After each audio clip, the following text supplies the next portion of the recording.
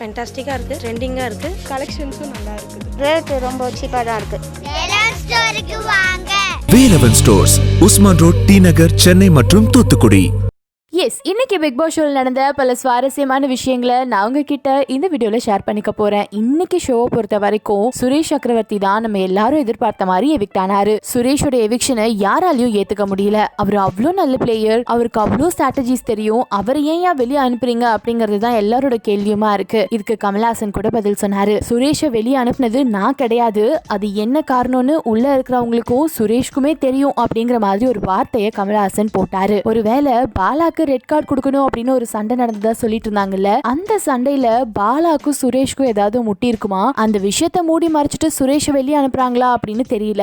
அதையும் தாண்டி சுரேஷ்க்கு அவரோட சன்னோட குழந்தைய பார்க்கணும்ன்றது ஆசை. குழந்தை பிறக்கும் போது கூட இருக்கணும் அப்படிங்கிற ஒரே காரணத்தினாலதான் அவர் வெளியே போறதுக்கு அக்செப்ட் பண்ணிக்கிட்டாரோ என்னவோ. இந்த பிக் பாஸ் சீசன்ல யாரும் ஓட்டு பிரகாரம் வெளியேற மாதிரி தெரியல. ஆல்ரெடி அவங்க லிஸ்ட் கிரியேட் பண்ணி வச்சிருக்காங்க.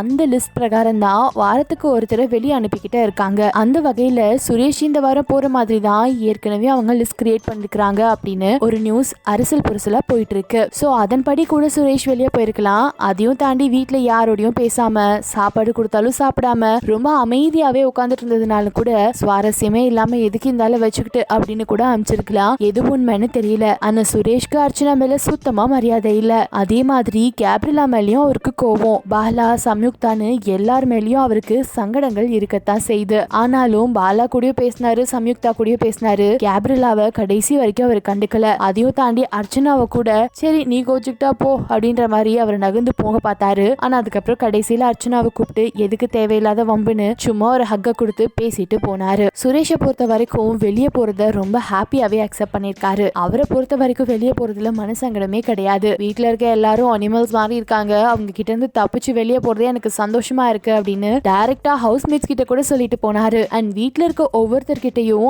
அவரு என்ன நினைக்கிறாரு அவங்கள பத்தி அப்படிங்கறதையும் வெளிப்படையாவே ஸ்டேஜ்ல நின்று ஷேர் பண்ணாரு. அண்ட் சுசித்ராவோட என்ட்ரியும் அர்ச்சனாவோட என்ட்ரியும் தான் சுரேஷ டல்லாக்கி இருக்கு அப்படிங்கறது உண்மை. அதுக்கு முன்னாடி வரைக்கும் சுரேஷ் உச்சாணி கொம்புல நின்று ஆடிக்கிட்டு இருந்தாரு. ஆனா அர்ச்சனாவோட வருகைக்கு அப்புறமா அப்படியே டவுன் ஆனாரு. சுசித்ராவோட வருகைக்கு அப்புறமா பிளாட்டே ஆயிட்டாரு. சோ அர்ச்சனா அண்ட் சுசித்ரா இவங்க தான் இப்போதைக்கு ஸ்ட்ராங் பிளேயர்ஸ். இவங்க தான் வீட்டுக்குள்ள ஏதாவது பிரச்சனையை கிரியேட் பண்ணணும், சால்வ் பண்ணணும். சரி என்னதான் இதுக்கப்புறம் நடக்குதுன்னு வெயிட் பண்ணி பார்க்கலாம். கூட்டம் குறையாத மாதிரியே இருக்கு, அவ்வளோ பேர் இருக்கிற மாதிரி இருக்கு. ஒரே வாரத்துல ஒரு 4-5 பேரை எலிமினேட் பண்ணி அனுப்புனா நல்லா தான் இருக்குமோ என்னவோ. ஏன்னா வீட்டுல சைலண்டா இருக்கிறவங்க நிறைய பேர் இருக்காங்க. எஸ், இன்னைக்கு சுரேஷோட எலிமினேஷனை தாண்டி ஒரு விஷயம் நடந்தது அப்படின்னா அது சுசித்ராக்கு வச்ச ஆப்பு தான். சுசித்ரா அவங்களோட வேலையை சரியா செய்யல அப்படிங்கறத கமல்ஹாசன் புரிஞ்சுக்கிட்டு சுசித்ராவை கேள்வி மேல கேள்வி கேட்டாரு. ஆனா சுசித்ரா ஒரே பதில்ல கமல்ஹாசனே ஆஃப் பண்ணிட்டாங்க. நான் வீட்டுல இருக்கவங்களோட அன்பை எதிர்பார்த்தோம், தேவையில்லாம எதுக்கு அவங்கள பகச்சுக்கணும் அப்படிங்கறதுக்காகவும் நீதிபதியோட வேலையும் சரியா செய்யணும் அப்படிங்கறதுக்காகவும் ரெண்டையும் மைண்ட்ல வச்சுட்டு தான் செஞ்சேன் அப்படிங்கிற மாதிரி ஒரே பேச்சா முடிச்சுட்டாங்க. அதுக்கப்புறம் கமல்ஹாசன் அவங்களே தப்ப ஒத்துக்கிட்டாங்க, இதுக்கு மேல அவங்க கிட்ட பேசி பிரயோஜனம் இல்ல அப்படின்ற மாதிரி முடிச்சுட்டாரு. பாலா மேல அவங்களுக்கு ஒரு ப்ரோ ஃபீலிங் இருக்கு அப்படிங்கறத அவங்க அக்செப்ட் பண்ணிக்கிட்டாங்க. அந்த காரணத்தினாலதான் பாலாவை அவங்க கார்னர் பண்ணாம இருக்காங்க அப்படிங்கறதையும் அவங்க வெளிப்படையா சொல்லிட்டாங்க. அண்ட் இது எல்லாத்துக்கும் மேல இன்னைக்கு ரியோ மட்டும் கமல்ஹாசன் பயங்கரமா பாராட்டினாரு. ரியோ நீங்க நல்லா விளையாடுறீங்க அப்படின்னு. ரெஸ்ட் ரூம் வாசல்ல போய் ரெஸ்ட் ரூம் தட்டிட்டு எனக்கும் வருது சீக்கிரம் வெளியே வா அப்படின்னு ஒரு காமெடி பண்ணாரு. அதை தாண்டி கோர்ட் ரூமோட டாஸ்க சூப்பரா பண்ணாரு. மத்தபடி ரியோ பயங்கரமா பண்ண அளவுக்கு எதுவும் இல்ல. சரி ஓகே, கமல்ஹாசன் நம்ம பார்க்காதது ஏதாவது பார்த்திருப்பாரு போல. ஆனா அதே மாதிரி ரியோவை பாராட்டியாச்சு, ரம்யாவையும் பாராட்டி விடுவோமே அப்படிங்கிற மாதிரி ரம்யாவையும் பாராட்டினாரு. ஒருவேளை எல்லாம் ஒரே சேனல் ஆளுங்க அப்படிங்கறதுனால அவங்கள மட்டும் தூக்கி விட பாக்குறாங்களோ என்னவோ. சரி அது எதுக்கு நமக்கு. பாலாக்கு நல்லாவே டோஸ் விழுந்தது. அண்ட் பாலாவும் ஆரியும் சண்டை அப்படி போட்டுக்கிட்டாங்க.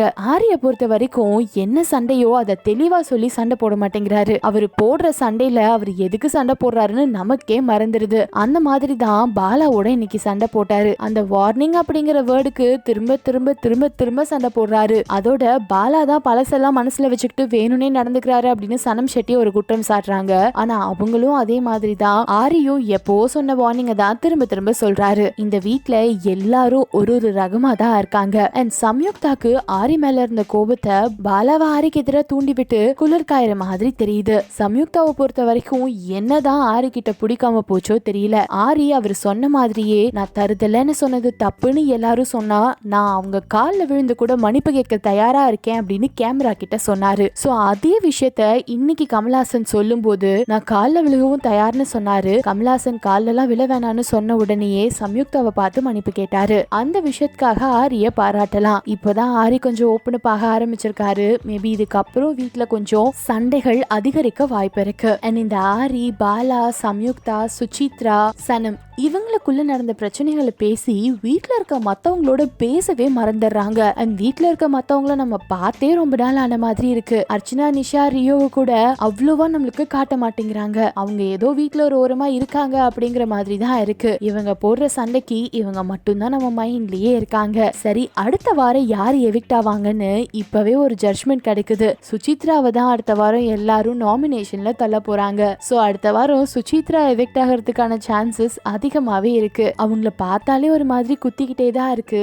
ஏன்னா எப்போ என்ன பண்ணுவாங்கன்னே தெரியல. ஆளே வித்தியாசமா நடந்துக்கிறாங்க. சரி, நீங்க சொல்லுங்க, இந்த வாரம் சுரேஷ் தாத்தா எவிக்ட் ஆயிட்டாரு. அடுத்த வாரம் யாரு எவிக்ட் ஆவாங்கன்னு நீங்க கெஸ் பண்றீங்க? உங்களோட கமெண்ட்ஸை கீழே இருக்க கமெண்ட் பாக்ஸ்ல கமெண்ட் பண்ணி என் கூட ஷேர் பண்ணிக்கோங்க. இது வரைக்கும் சினியுலகம் ஃபேமிலியில ஜாயின் பண்ணாதவங்க இப்போ சப்ஸ்கிரைப் பண்ணி ஜாயின் பண்ணிக்கோங்க.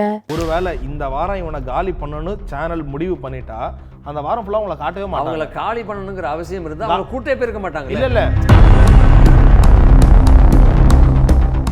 ஆனா இப்போ சீசன் 4ல வந்து ஸ்மோக்கிங் ரூம் ஒன்று இருக்குதா இப்போ வரைக்கும் எங்களுக்கு காட்டப்படும். ஒரு நாளைக்கு எத்தனை ஸ்மோக் பண்ணுவீங்க நீங்க? ஒரு நாளைக்கு 10 சிகரெட்